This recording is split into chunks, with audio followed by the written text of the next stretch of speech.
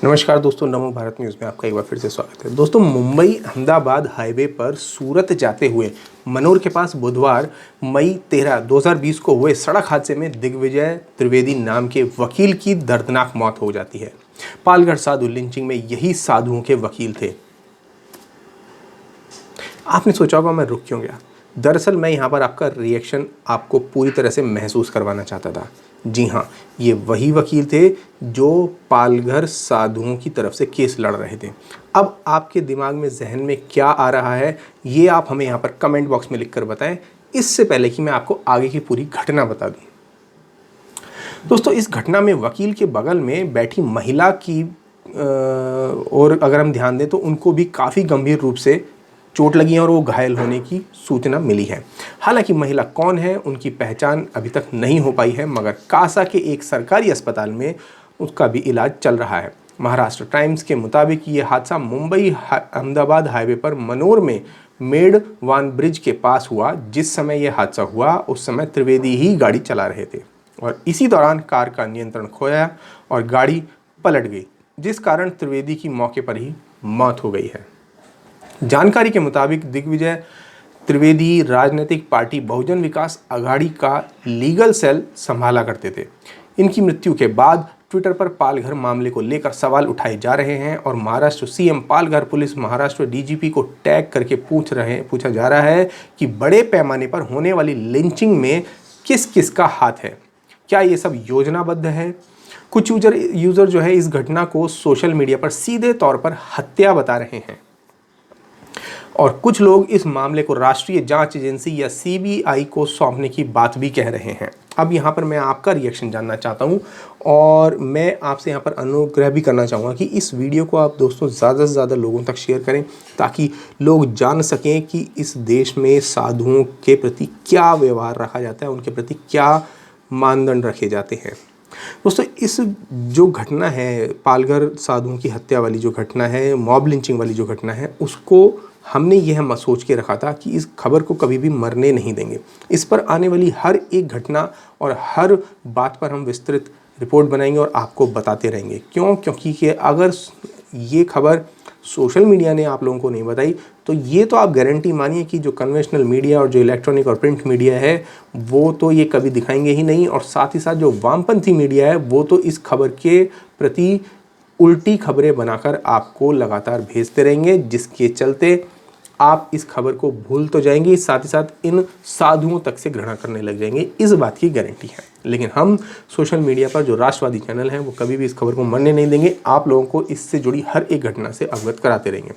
अब आपको बता दें कि इससे पहले भी अभी 7 मई के आसपास जो है एक खबर आपको दिखाई गई थी जिसमें आपको बताया गया था कि कैसे सेकुलर लिबरल मीडिया गिरोह देश भर के हिंदुओं को निशाना बनाने के लिए अक्सर प्रोपेगेंडा फैलाते रहते हैं और वे लगातार ऐसे माहौल बनाने की कोशिश में लगे रहते हैं जिससे लगे कि देश में सांप्रदायिक हिंसा का कोई भी हिंदू पीड़ित नहीं है। इसी प्रोपेगेंडा को भारत विरोधी दुष्प्रचार के लिए पहचान रखने वाली वामपंथी पोर्टल द वायर ने पालघर मॉब लिंचिंग मामले में भी इसको बढ़ाया था।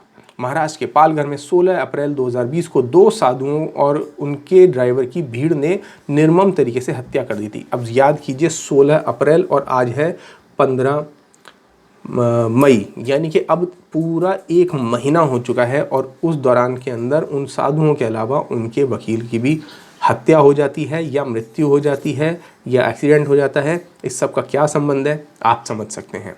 अब द वायर ने दावा किया था कि दोनों साधु गैर अधिसूचित जनजाति यानी डी नोटिफाइड ट्राइब्स के थे और उनकी हत्या सांप्रदायिक हिंसा नहीं थी। यानी अब जो है उनको अनुसूचित जाति से बना दी, यानी साधु की भी जाति ये लोग बता रहे हैं।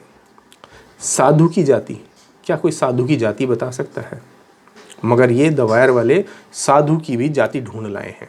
अब द वायर ने अपनी रिपोर्ट में दोनों मृतक व्यक्तियों 70 वर्षीय कल्पवृक्ष गिरी महाराज और 35 वर्षीय सुशील गिरी महाराज को गोसावी खाना बदोश जनजाति से संबंधित बताया और साथ ही कहा कि उनके लिंचिंग का कोई धार्मिक एंगल नहीं था और वे भी ईसाई बने पालघर के आदिवासियों की तरह इसी समुदाय से ताल्लुक रखते थे। अब ये बात दवायर को अपने आप से बताने की क्या ज़रूरत है, इस तरह की बातें ढूंढ ढूंढ कर लाने की, क्योंकि उसको पता है कि इसका सही एंगल क्या है इस खबर का, इसीलिए वो इस खबर को सदा उल्टा करके आपको बताएंगे। दवायर की रिपोर्ट में यह भी कहा गया है कि हिंदू नहीं थे और न ही वे साधु थे। रिपोर्ट में कहा गया है कि 70 वर्षीय कल्पवृक्ष गिरी ने भगवा पहन रखा था और ट्विटर पर उन्हें हिंदू और साधु बताया जाने लगा, लेकिन सामाजिक कार्यकर्ता और गोसावी समुदाय के नेताओं का कहना है कि दोनों मृतक घुमंतु जनजाति से थे। और पत्रकार स्वाति गोयल शर्मा के अनुसार दवायर के संस्थापक संपादक सिद्धार्थ वरदराजन ने न्यूज़ लॉन्ड्री से बात करते हुए भी यह दावा किया था कि साधु खानाबदोश जनजातियों से थे और उससे संबंधित व्यक्ति थे। अब साधु तो खानाबदोश ही होता है, साधु का कौन सा घर होता है, साधु का कौन सा परिवार होता है, उसे तो जब जहाँ भिक्षा मिल जाए वो वहीं से भिक्षा लेता है और अपना जीवन यापन करता है, तो वो तो खानाबदोश ही होता है। ये बात ये बताकर क्या समझाना चाहते हैं? दरअसल ये हिंदुओं के दिमाग में एक घृणा पैदा करना चाहते हैं, जिस बारे में मैं अभी आपसे बता रहा था। अब शर्मा ने इस मुद्दे को आगे बढ़ाते हुए यह बताया है कि कैसे ये पोर्टल्स इस तथ्य को दरकिनार करने की कोशिश कर रहे थे कि साधु हिंदू थे। इसके बाद दवायर की पत्रकार सुकन्या शांता ने उन्हें ब्लॉक भी कर दिया। न्यूज़ लॉन्ड्री के मनीषा पांडे को दिए इंटरव्यू में वरदराजन गलत सूचना को दोहराया कि पालघर में जिन साधुओं की लिंचिंग हुई थी वे आदिवासी थे। अक्सर मीडिया नैतिकता पर व्याख्यान करने वाली न्यूज़ लॉन्ड्री की एंकर ने दवायर के संस्थापक संपादक को सही करने की जहमत भी नहीं उठाई। द प्रिंट, जिसने हमेशा गैर हिंदुओं के अपराधों को छुपाया है, उसने पालघर पर झूठे प्रचार का सहारा लिया था। उसने बताया कि दोनों साधु गोसावी जनजाति के थे और जबकि इस जानकारी का कोई स्रोत था ही नहीं।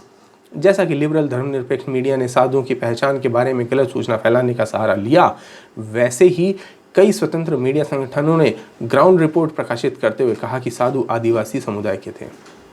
दैनिक भास्कर और न्यूज़ चैनल आज तक की ग्राउंड रिपोर्ट बताती है कि दोनों साधुओं का जन्म उत्तर प्रदेश में ब्राह्मण हिंदू परिवारों में हुआ था और दोनों ने किशोरावस्था से पहले अपने परिवारों को सन्यासी बनने के लिए छोड़ दिया था। अब पालघर में नृशंस भीड़ हत्या के पीड़ितों की पहचान को लेकर फर्जी खबर चलाने के लगभग 1 महीने बाद दवायर ने चुपचाप अपनी रिपोर्ट को एडिट करते हुए यह दावा किया है कि दोनों साधु ब्राह्मण परिवार से थे, जो कि उनकी पिछली रिपोर्ट के एकदम विपरीत है। अब पुरानी रिपोर्ट में दावा किया गया था कि वे गोसावी आदिवासी समुदाय से थे। वहीं अब 16 अप्रैल 2020 को जो जूना अखाड़े से जुड़े साधु कल्पवृक्ष गिरी महाराज और सुशील गिरी महाराज के साथ उनके ड्राइवर 30 वर्षीय नीलेश तेलुगुदेव की हत्या कर दी गई थी, उसमें 100 से अधिक लोगों की उन्मादी भीड़ ने उन पर हमला किया था और कहा जा रहा था कि ग्रामीणों ने उन्हें चोर समझ लिया और उन पर हमला करना शुरू कर दिया था। ये जो है नैरेटिव जो है पेश किया गया था उस घटना के दौरान। अब पुलिस ने जो दावा किया है, उनकी टीम उन्हें बचाने के लिए घटनास्थल पर पहुंची थी, मगर वे भी हिंसक भीड़ के निशाने पर आ गए थे। लेकिन बाद में कुछ वीडियो सामने आए जिन्होंने पुलिस के दावे को पूरी तरह से खारिज कर दिया था। यानी कि वो जो साधु बेचारे अपने रास्ते जा रहे थे, पहले तो उनको रोककर उन्हें पीटा जाता है, मारा जाता है, उसके बाद पुलिस बजाय उन्हें बचाने के उनको उस निर्मम भीड़ के हवाले कर देती है। इन वीडियो में साधु पुलिस की हिरासत में दिख रहे थे और पुलिसकर्मियों ने उन्हें भीड़ के हवाले कर दिया था और भीड़ ने पुलिसकर्मियों के सामने उन्हें तब तक पीटा था जब तक उनकी मौत नहीं हो गई थी। बाद में यह भी पता चला था कि साधुओं की हत्या जानबूझकर की गई थी। हत्या के मामले में अल्ट्रा लेफ्ट लिंक्स की भूमिका सामने आई थी। बताया जा रहा था कि साधुओं की मॉब लिंचिंग में मुख्य आरोपित का संबंध अल्ट्रा लेफ्ट समूहों से था।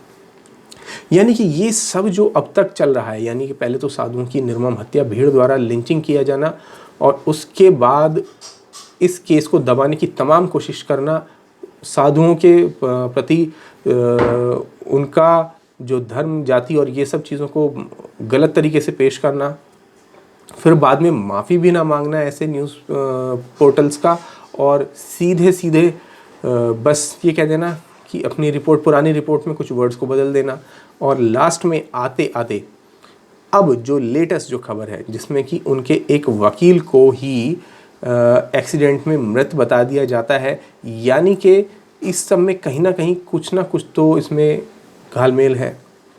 तभी तो सड़क हादसे में दिग्विजय त्रिवेदी नाम के जो वकील की दर्दनाक मौत हुई है, वो ऐसे समय पर कब क्यों हुई है या कैसे हुई है जब ये जो केस है उस केस में लगातार जो है नए नए खुलासे होते जा रहे हैं, रिपोर्ट्स आती जा रही हैं और बड़े बड़े लिंक सामने आ रहे हैं। यानी कि अगर वो इस केस के वकील को ही मार देंगे तो जो पूरा केस है वो सीधे सीधे 1 महीने पीछे चला जाएगा। और 1 महीने पीछे जाने का मतलब ये है कि सबूतों को मिटाने, बदलने और तोड़ मरोड़ करने के लिए अच्छा खासा समय मिल जाता है। और आप यदि किसी एक वकील को ही मार देंगे तो फिर अगला वकील कैसे उनका केस लड़ने आने वाला है? नहीं आएगा।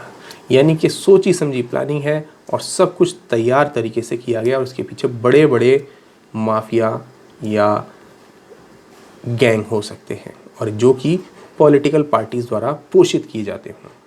तो दोस्तों, आपका इस पूरी खबर पर क्या विचार है कमेंट बॉक्स में हमें बताएं। साथ ही साथ इस वीडियो को ज़्यादा से ज़्यादा शेयर करें। धन्यवाद। जय हिंद।